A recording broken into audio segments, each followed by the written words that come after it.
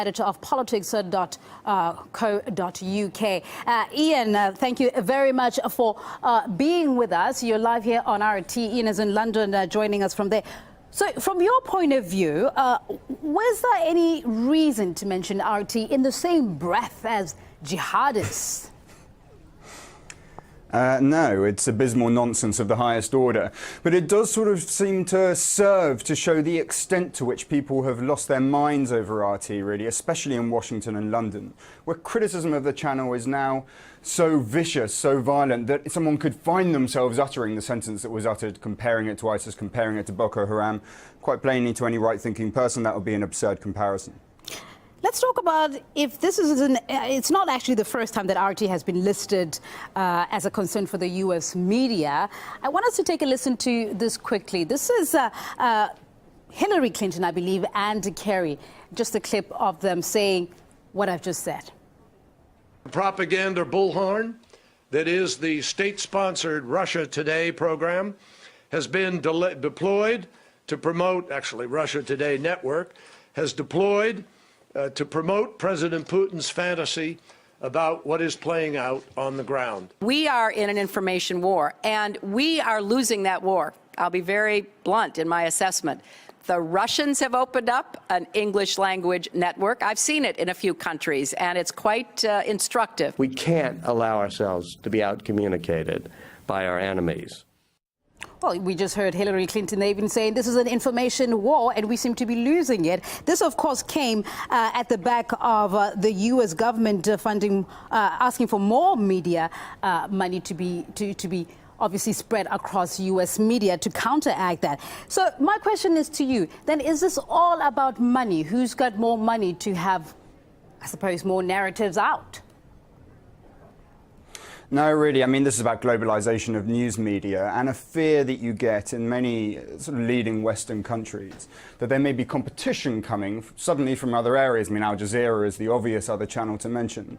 Now, RT isn't perfect. I mean, RT's coverage of events within Russia's sphere of influence are not really very reliable, it has to be said. Outside of Russia's sphere of influence, it conducts itself in an extraordinarily decent and useful way, I think. I think it's sort of irritating for some of us who really want to see Russia Today succeed, who want to see Russia have a more complex, nuanced role on the world stage, to see it sort of go for rather simplistic options when it comes to Russia. It would be far better if it was expressing itself, for instance, in the way that some of the more mature Western ones, I'm thinking of the BBC and CNN, rather than something like Fox News, expresses itself there in a more detached attitude towards the country that it comes from.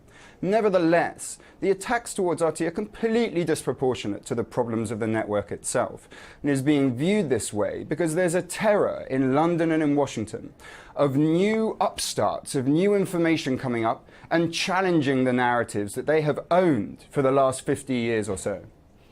Certainly for a young channel, there's lots of things we are growing and learning into with these kind of feedback. It's always good to know that we can do better.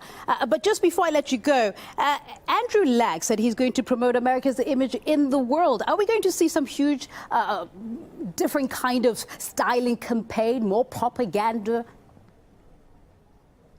Yeah, probably. I mean, you know, if you look, say, for instance, at the media theories of someone like Noam Chomsky, who's done a lot of interesting work in the way that the best propaganda comes when there appears to be a disconnect from the government or the corporation and the news outlet. And I guess that when this money goes into improving America's image abroad, it will be done in that manner. It will be done through news broadcasters which are separate from the government, and yet which nevertheless have internalized a narrative about the decency of American, politics or its mission abroad.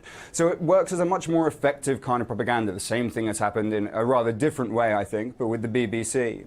So I would expect it to take that sort of angle. But nevertheless, we are at the beginning of a clash of information that will be taking place across the world stage.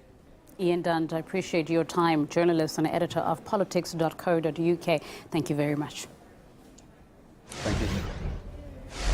Well, it's day 3 of the Davos Economic Forum in Switzerland. And as the world's financial heavyweights sit down at the lavish gathering, the gap between rich and poor has come into the spotlight.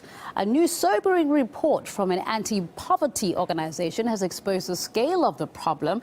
According to Oxfam, the richest 1% own almost half of the global wealth, with the rest of the world left accounted for the remainder, and the gap keeps widening. For example, since the summer, the richest oil tycoons in the world have seen their fortunes grow by 7%. Now, with another energy magnate, Richard Kinda, he enjoyed even bigger growth at a whopping 23%. RT's Murad Gazdiev is in Davos for us. The problem of gross and growing wealth inequality has been a big thing here at Davos. I mean, look at the numbers. The 80 richest people in the world, according to Forbes, now have a fortune similar to the GDP of India. And Oxfam made quite a splash here in Davos and in the world by releasing data showing that the 1% next year in 2016 will have a fortune, wealth equal to the 99% combined. So it is a tremendous issue, one that is growing. And I went to a dinner organized by George Soros, his foundation, where I posed him the question of what he thought about the problem and how serious it has gotten. This excessive reliance on monetary policy tends to enrich the owners of property and at the same time will not relieve the downward pressure on wages. And it seems not even the collapse of oil prices can stop the rich from getting richer. Last year, according to new data, the world's wealthiest managed to increase their fortunes by 19%. But with the death of the Saudi monarch here in Davos, the spotlight could again shift back to oil prices and speculation about that rather than the issue of wealth inequality in the world. Banker Mitch Firestein, who's the CEO of Glacier Fund, a conservation group, thinks that the Davos Forum is really only good for parties and networking. I don't know what kind of message it telegraphs to people when 1,700 private jets show up in Davos to party like rock stars for the weekend for the 2,500 guests, where I think a group of close to 200 had to pay over £1 million admission fee, and just the normal guy is probably around 50,000, and then plus expenses, it's a huge amount. There's not going to be any kind of policy changes coming out of Davos. What I think it is more of networking and to get in front of the people that put the money up to run the campaigns. Russia's current difficult economic situation has also been discussed during today's Davos meetings. The dramatic fall in oil prices and drop in the value of the ruble has led critics to speculate about deep troubles in the country. Western rating agencies have even cut Russia's debt rating. Discussing the economy situation, some top Russian politicians said it's not the time to panic, but to adapt to the new reality.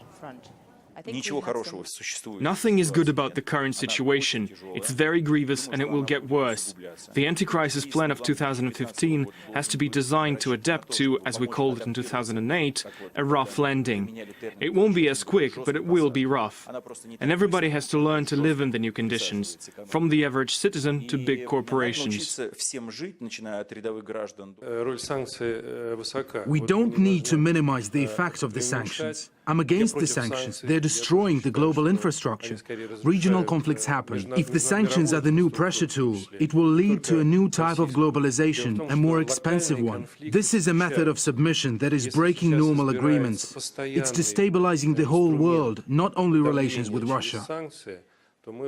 Right, we have much more information on the ongoing economic forum in Davos on our website, with the world's elite discussing subjects as varied as oil prices and climate change. There have been some surprises there too.